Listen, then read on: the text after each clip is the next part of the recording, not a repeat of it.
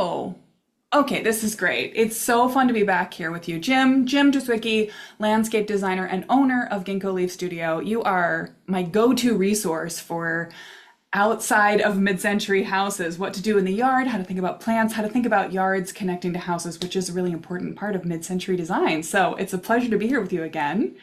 And I know people always really enjoy these episodes. I actually was thinking about some questions I've been getting from people who come to me asking about yard things in the interim since last we spoke. They're often talking about sort of jumping off points, where to get started. And I suspect that your answer will be similar to mine, but I was wondering if you had advice for someone who wanted to just do a beginner project. Start with one bed. Is there like a right place to begin in the yard, or where would you jump in if you were trying to start small with making choices for landscaping around a mid-century house or Sure. a house? Well, and also, as always, it's a pleasure to be back with you. I really enjoy having these conversations with a like-minded mid-century fan. Yeah. Uh, and we have this, small sphere of people. You've interviewed Aylin before and others, and I enjoy listening to those podcasts too. So I'm happy to be back. Um, I think there are great small projects for a homeowner to tackle. My favorite idea about maybe adding a new bed somewhere, a new planting area somewhere, and I don't think people think about this a lot, but at least here in the Midwest, it's kind of sad maybe how much time we are spending living in our houses versus being outside. Yeah. So something I always think about is the view outside of a window. Oh, yeah. And so many mid-century homes have these big picture windows. So I might think about, and maybe it's in the middle of the front yard, but a garden that's specifically for the view from inside the house. I don't know why I'm so surprised by that, but I also, if I was to think, what would I do for landscaping? Well, first I would ask you, but if I couldn't, I would probably start with a picture of the house from the road and then think about what it looks like from the curb. But you're right. You're the person who's inside your house the most as your yard. Why wouldn't you think about your experience of looking out?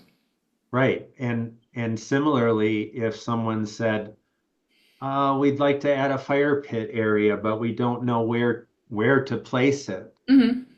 I always think it's truly a first world problem when we think, oh my gosh, I have to walk 50 feet out into my yard to get to my fire pit. But one of my favorite things to do, and I think it ties back to the architecture of the house, let's play picture window idea again. We Hmm. take the center line of that window and we pull it out into the yard, and that might be where I center the fire pit area Oh, because interesting. Yeah. not only are you giving a focal point from the view inside the house out, but if you get yourself a really cool fire pit, well, now it's almost a sculpture to look at, even when there's not a fire in it. Yeah, that's an excellent way to think about it. When I'm thinking about the spaces right adjacent to a house, a deck or a patio, I'm often thinking about how the proportions of the room can be sort of mirrored outside. If we've got a long rectangular living room, maybe we create a similar space outside that kind of squares off with the wall of the house in the middle. For But sure. but it does often sort of just expand the house outside of itself a little bit in a bubble rather than incorporating the whole yard. So you're right.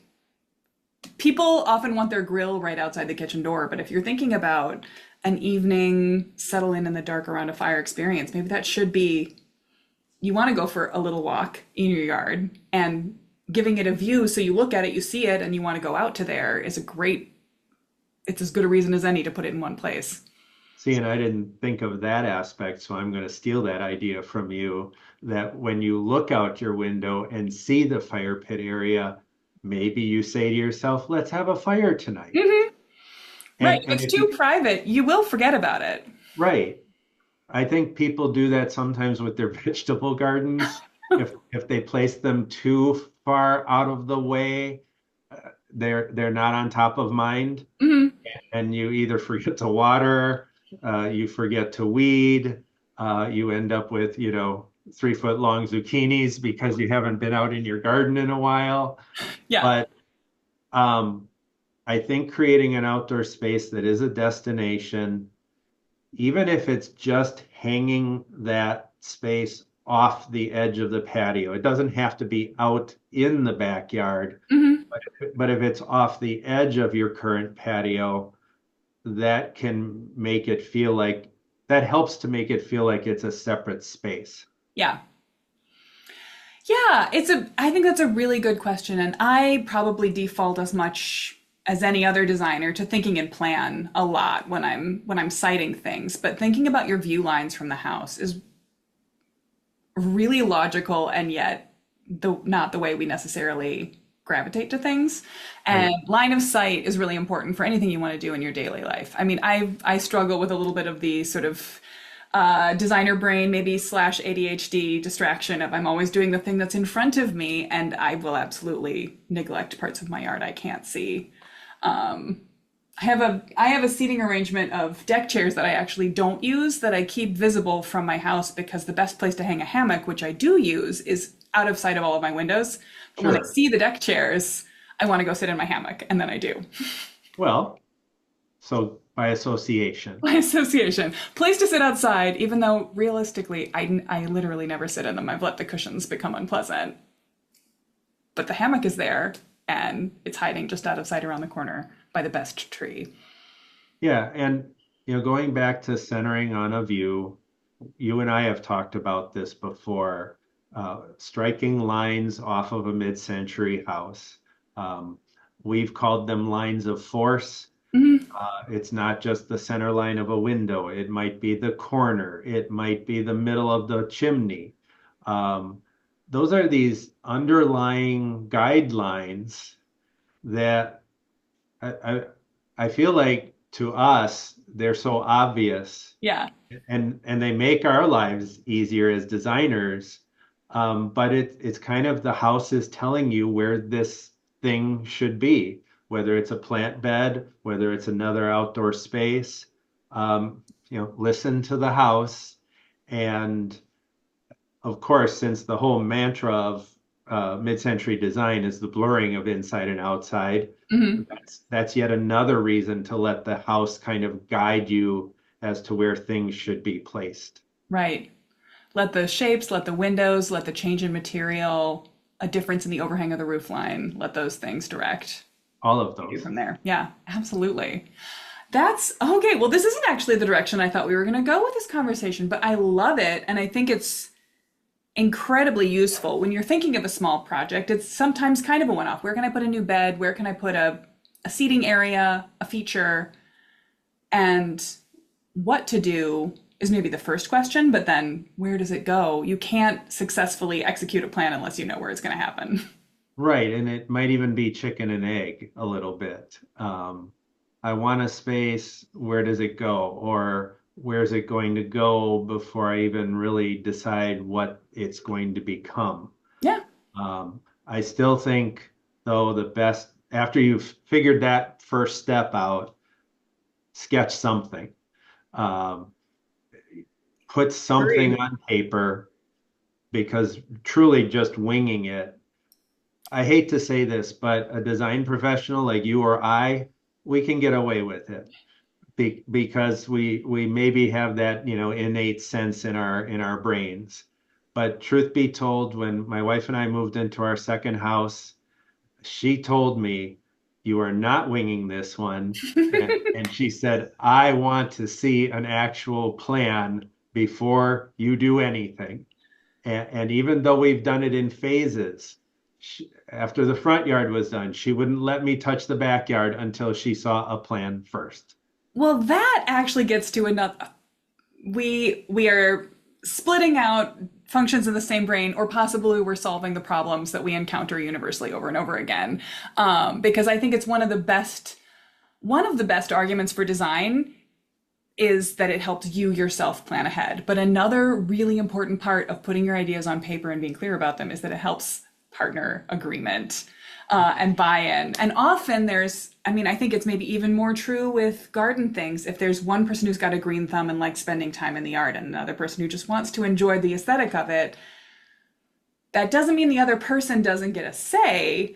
But if they don't have a moment of shared vision, if you don't put it on paper so your wife can check it out and talk to you about it, she won't know what's going to happen until it's done. And I think that happens, and I see that with my clients as well, too. There's often someone who is taking point. They're more interested and more engaged in the process at first, but it's easy for that person to just make a lot of plans and get them in motion. And maybe I don't know what's worse, if it's all done and someone's unhappy with the result, or if you get to the almost execution moment and someone's like, time out, wait, what are we doing? No, I don't agree to that, but everything has been paid for and planned for, and that can be really chaotic. So the earlier in a design process, or the early in the process of doing anything, you can get everyone agreed. That's really important. Yeah, for sure. I mean, it can be as simple as, oh, I didn't know you were going to put a tree there. If it had been on paper, that could have been a discussion that was had before the tree was sitting there, ready to be planted. With a drying group ball. Yeah.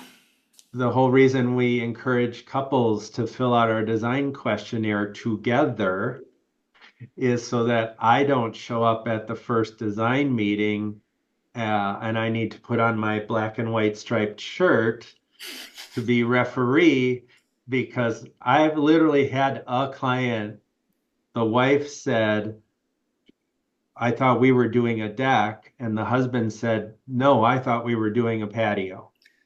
And that's a And you're standing horrible, right there. yeah, that's a horrible Oh position no. for me to be in. And luckily I'm there to maybe weigh the pros and cons of both of those ideas, Yeah. but to think it through, buy-in from each person who's involved. Maybe, you both want a tree, but one of you thinks it should be on the right side of the patio and the other thinks it should be on the left side. Well, better to figure that out on paper Yeah. than someone puts it in the ground and the other person looks out the window and says, what? Yeah, no, I think everyone who's ever worked in anything residential has probably encountered surprise spousal disagreement on site before. And I really Sure. try hard not to be a couples counselor, but it's a little inevitable. Right. The referee shirt, that's a good metaphor. But I agree. I think the best remedy for that I've ever discovered is to get everybody to agree up front, as close to the beginning of the process as possible, of what are we trying to do? And then what are we doing? And what does it look like? And Yeah. then we all like it. Okay, good. We can go from there. And you experience it in your own life. I don't have to share the decisions in my house with a partner, but I also second guess myself if I haven't thought things through well enough. And that sort of dive in enthusiastically with the energy of the moment and then regret it afterwards is also a byproduct of not having planned even a little bit properly first. Before we were talking on the recording, you mentioned the sort of Memorial Day weekend mistake. I wondered if you'd elaborate on that one a little bit. Sure. I think it's very common in the Midwest. I would guess for sure I've seen it in Wisconsin, having lived here my entire life. But we're so happy to feel that summer is coming, that Memorial Day weekend, no lie, is when all the garden centers are arguably the busiest they've been up until that point. And they And, know it and they're planning for it. right. And now what happens is the plants are blooming Memorial Day weekend and they look amazing. That's when all the color is there. And as you said, everything's flowering. Well, there may be other perennials off to the side that aren't flowering, and people will, ignore them likely and only grab everything that looks great at that moment. And while when you get home and you put them in the ground, your yard's going to look great for a few weeks. But after that, and more importantly, maybe by mid-July, you're going to look out your window and say, oh my gosh, we have no flowers in our yard anymore. What happened? And it's simply because you weren't thinking about the seasonality. You got sucked into buying only the plants that looked really pretty at that time. Yeah. And Hannah, really brought that up. It will take us in the discussion of how we choose plants, but really thinking about the seasons. Hmm. It's one of my favorite things about designing projects in the Midwest is that we get all four seasons to play with, Yeah, we really do. as And yards are opposed different in to, each. right. I mean, we've done a few projects in Arizona. We've done two projects in California and even a project in Dallas. And of course, working with those plant palettes was super fun. But I've visited one of our Arizona projects, and their spring means the cacti are blooming. But other than that, there isn't much really visible seasonality the rest of the year. Hmm. Most of their trees don't lose their leaves, or the leaves don't even change color. But those are all the fun things we can think about here. And if if you think it through, and it might just mean, doing some Google research if you're a homeowner and you want to figure this out on your own, you're simply going to look for, in Wisconsin, zone 5 spring perennials, zone 5 summer perennials, zone 5 fall perennials. Hmm. And here, we have two or three perennials that are our go-to that actually bloom in the fall. When you'd think your garden is done, we have these little surprise plants we like to put in our designs because all of a sudden you think everything's winding down, school is starting, and wait a minute, there's a plant that just started blooming in this shade garden. What's that? That is really nice. And thinking about what's going to start early too, to sort of give you that early feeling of joy. Also, so important. I Oh, think for that's sure.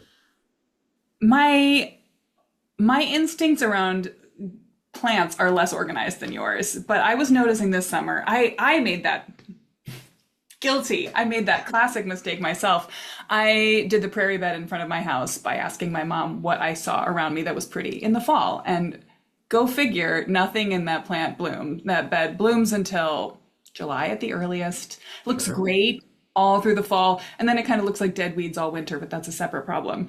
But I was doing it. I was thinking about solving this problem a little more instinctively this summer. I was walking around thinking my yard didn't look like anything and noticing a couple of other people's yards who had planned better than me and saying, "What's that thing that's pretty right now? Okay, I'm going to take a picture of it. I'm going to Google image search that and see if that's something I should add to my yard." But I don't know what the right time to do that is. If I want to put in like alliums, that's a bulb thing. So I've got to plan now, not next May, to make those come up. Well, yeah, I mean, just to prove that I'm not infallible either, I was looking at one of the beds in our backyard off of our patio. It's a bed I had to put out in the lawn around a couple of our septic caps to help Mm. camouflage them.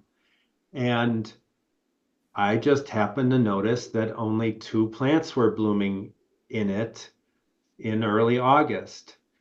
And there should have been a third blooming, but it was not doing well, and it may have been getting too much sun. It was in a stilby, which really should be in a shade garden, but I thought where I had it, it would do fine, but it wasn't. And so I thought, I've got to replace these astilbe with something else. Well, I don't know if my wife saw me standing in the backyard staring at this bed, but one evening she says to me, "How come we don't have a lot of things blooming in that bed right now?" And I said, "Oh, well, aha, first of all, I already figured that out. And here's one of the reasons why. But and homeowners can do this. I went through my, plant library in my head, and I can even look in other places in my yard and say, oh, well, the Monardas are blooming right now, bee balm. I Hmm. I could put that in this bed. My coneflowers are all blooming right now. I could add more coneflower if I wanted to. Hyssop is blooming right now. But I was really curious about what else I might add to that mix. So here's what a homeowner can do. It's a repeat of the of Memorial Day weekend. You go to the garden center now Hmm. and you see what might be blooming and buy a few of those things. Now, the caveat to this And this is why I would say this idea of maybe doing a late summer project in your yard, there is a problem with that from a plant availability standpoint. Mm-hmm. I was at a Stein Garden Center in the middle of July, and almost all their perennials were already gone. And even the more serious garden centers, I'm finding that once they sell out of something, they're not restocking. Interesting. So if you want to do a later summer project or even in the fall, and fall can be a great time to put plants in, be aware that your selection may not be that great. And even if you find a plant that was on your list, Mm-hmm. they may not look so great. You know, you might be getting the left behind scraps that maybe you say, well, we're not going to find everything we wanted. Let's just wait till spring to put these plants in when we're going to have a much better choice of plants. So realistically, from just a garden center logistic perspective, regardless of when things are going to bloom, you're going to get better specimens and you're more likely to find them locally if you go in spring. I think so. Now, that being said, I've seen Steins bring plants in this time of year um, because they know they are blooming now. But there's a garden center near my office that once they're out, they're out. And then even when I was there looking for a specific shrub, I needed three, they had one. And I specifically asked, "Are you getting more?" And she said, "Nope, that's it." So then I went to a second garden center and I found two more there and I got my three. But plant availability this time of year, especially the spring blooming plants, Mm-hmm. could be absolutely zero this time of year because they were all sold at the beginning of the season. When they were looking pretty. Yeah. And they were looking pretty, right? So there's a certain amount of, well, I mean, I would assume any yard work really is the long game. You can try to do something to fix a problem right now. You can certainly plant a pretty flower that's in bloom, but if you really want a yard that's going to flourish and work well in every season over time, you're probably, even you are tweaking your own yard. But are there other projects? I mean, we started by talking about a fire pit. Maybe it's better to think about a yard project that's not as plant-based if you're looking for a fall project and then leave planting to the spring, or do you think that seems true? Oh yeah. We've had quite a few projects where we're designing them in the middle of summer, Mm-hmm. just because of contractors' schedule. They're not going to get installed until the fall. And there is a threshold of how late you want to put plants in the ground. You can put woody plants in really almost until the ground freezes. So those are your shrubs and your evergreens and your trees. But I have started to find that maybe after October 1st, you may not want to put perennials in the ground anymore. Um, if they don't really, and especially smaller ones, smaller pot-sized plants, Mm-hmm. they don't have enough time to set their roots, you run the risk of frost heave actually pushing them out of the ground during the winter. And when the snow is gone in the spring, you have a bunch of dead plants. I've even literally seen an ornamental grass that was in a gallon pot, so it should have been okay, but you could see the soil sticking out of the ground a good 2 inches in the shape of the pot. So that whole root ball around that plant literally just slid out of the ground 2 inches from frost heave. Not getting the water and the soil contact that it was Yeah, looking. and needless to say that that grass died. So um, there is a point where you probably shouldn't be planting the herbaceous perennials. Fair enough. Well, interesting. I think that it's, planning your design ahead, thinking of beyond the season you're in is always a necessity for a good project. But it's also useful to think that like there are times when you can, within reason, pop by the garden store and get enthusiastic about a bunch of things. But this, at the later we get in the year, that might not even be a viable way to think about making changes in your garden. No, not plant wise, but hardscape wise. As long as the ground's not frozen, you can be digging in the ground and putting down a gravel base for a patio space or a Mhm. fire pit area. Um, there's a plus, I think, to doing hardscape related projects in the fall, because if you say, oh no, we'll get to it in the spring, well, we never know when spring will actually come, number Right. one. And once it's here, we don't know how good or bad the weather is actually going to be. If Hmm. we have a very rainy spring after the snow melt that happened, you might not be able to dig in the soil until June. Hmm. We've had whole year schedules slide backwards because the landscape contractors were not able to start in late April or early May due to the ground just simply being too wet. Yeah. So We find the same thing anytime, in construction with if you're pouring foundation first or if you're digging out to form foundation, that last frost date and how wet it is can have a really big impact on getting things started. yeah, so anytime you can plan ahead and do the hardscapes now while the ground is workable Hmm. versus waiting till spring, and maybe you're kind of rolling the dice on that. So I kind of like hardscapes in the fall, and on the same project, the plantings just follow in the spring. Oh, I like that a lot. From a DIYer's perspective, also, I would say there's a little bit of a lag in your impulse to get outside in the spring. Like the same sort of mid 30s day that you in the fall you'd be like, I better make the most of it. I'm in the mode of getting everything done at the end of the year. In the spring, you might not really notice when it's below freezing or when it's above and sort of feel like, oh, we also have an impulse to get outside and put our shorts on in Wisconsin, of Yes. course.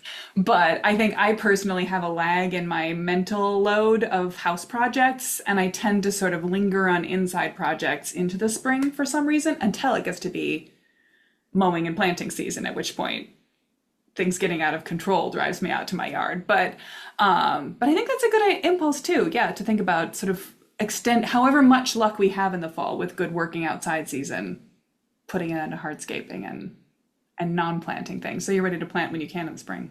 Right. Fabulous. Well, I think this is really hopefully an inspiration for anybody who's listening to this and thinking, oh, I did want to do a few more things in my yard this year. They might roll the dice and get lucky at the garden center. They Mhm. should certainly do a little bit of putting their ideas on paper so their partner or spouse can weigh in, share their opinions, make sure everyone's on the same page, Right. and maybe default to less plant-based projects and more organizational bed creation, hardscaping, moving things around.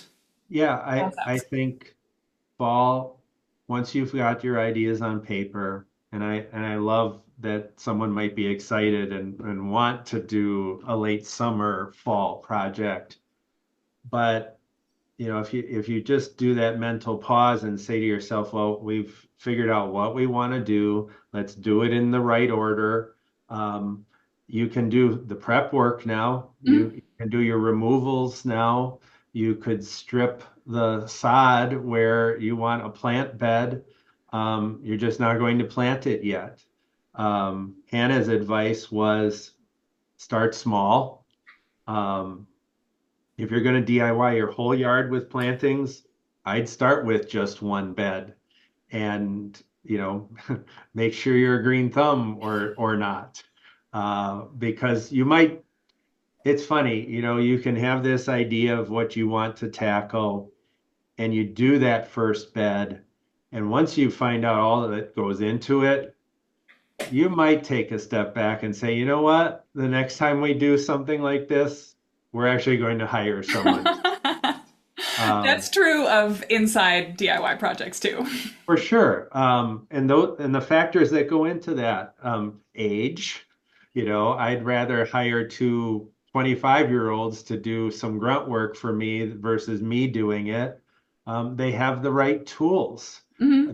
I couldn't possibly have the arsenal of equipment and tools that someone who does it daily would have. Yeah. Um, so those are factors. Time, what is your time worth versus paying someone? I pay someone to mulch my gardens now instead of doing it ourselves. And that means I can leave for work in the morning to an unmulched yard, and when I get home at the end of the day, it's mulched. Instead of watching that mulch pile go slowly down over 4 weeks because I'm taking it one wheelbarrow at a time. Those to me are all, I DIY stuff myself, but I always weigh those other factors into what makes sense for me to tackle myself and what shouldn't I tackle myself. And I've even paid someone to do the bed prep, which means stripping the grass, putting in the edging, tilling the soil. Well, then I have the easy part because I'm digging in this soft, rich, newly tilled soil, and it's super easy to put plants in ground like that versus hard, dry clay because I This was in is a sounding hurry to familiar. get these plants in the ground. Yeah. Oh yeah. Oh, you're telling me all about the first bed project I did on this yard and all the things that went wrong with it. This is great. Well, and I also think too, this is so similar to inside DIY projects. You're going to find your own preferences. I know people who actually do like hanging drywall. They find it fun. I have hung drywall in my life, and I will never again in my life hang drywall. So there are things in the process of taking care of the yard that you're going to find that you like to do, that you find meditative, that you enjoy as a workout. And then there are other things that feel like, well, that's just a waste of my time and saps my energy to finish a project that I would otherwise have enjoyed. So I think Sure. that start small and try all the steps yourself once lets you take it all for a test spin. Hmm. Maybe learn from a few mistakes. I started with my most prominent spot right at the front of my house. I might advise someone else to do. If you know you have a brown thumb, maybe start in the backyard. Just a thought. Um, but yeah, I think that's really useful advice there. And starting small, you mentioned, learning from your mistakes. If you start small, maybe you're only putting a dozen perennials in and a few shrubs. And if you're bad at it or you don't have a green thumb, well, you haven't made a major investment, let's say. Hmm. But, to sketch up your whole front yard and then go out and spend thousands of dollars on plants and have the same mistakes happen is obviously going to be a much bigger deal. Yeah. Uh, One of the things we think about, it's simple advice, but it's right plant, right place. Hmm. And that takes us down that road of, site conditions, sun, shade, wind, wet, dry, all those things that we use as our starting point for choosing plants. Um, if you don't think about those things, you're going to put a sun perennial in a shade bed and then wonder why it struggled. Hmm. Yeah. So that comes back to, probably planning on paper, probably planning in plan, thinking about shade angles, making notes on how the sun moves through your yard in the day and the year, planning ahead again. But